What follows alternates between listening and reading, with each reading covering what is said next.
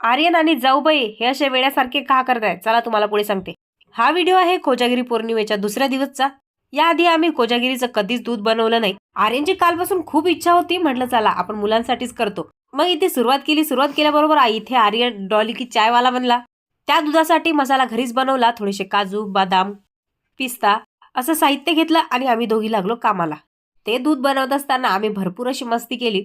दोन्ही मुलं रात्रीचे 12 वाजेपर्यंत जागीच होते, कोणी झोपलं नव्हतं. खडी साखर, इलायची मिक्सरमधून काढून घेतली. त्यानंतर जे मगाशी आम्ही ड्राय रोस्ट केलेले ड्रायफ्रूट होते ते सुद्धा एकत्र मिक्सरमधून काढून घेतले. बाहेरचं अजिबातही काही यूज केलेलं नाहीये, सर्व मसाला घरचाच बनवलाय.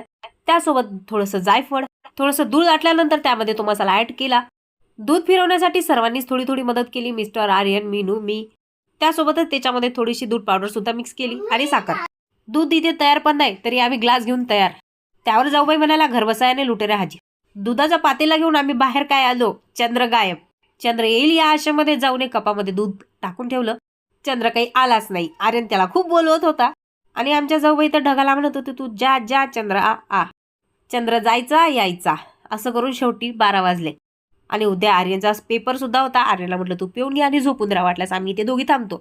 आम्ही तुम्हाला इथे तिघच दिसत असेल कारण की उत्साह सर्वात जास्त आमच्या तिघांनाच असतो. आम्ही दोघी जावा एका ठिकाणी बसलेलो आहे आणि आमच्या गप्पा रंगल्या नाही ही तर गोष्ट शक्यच नाही. कधी तर आम्ही करत नाही पण असं झालं, त्यामुळे थोडंसं आर्यनचं पण मूड खराब झालं होतं. आजचा मिनी ब्लॉग इथे संपला.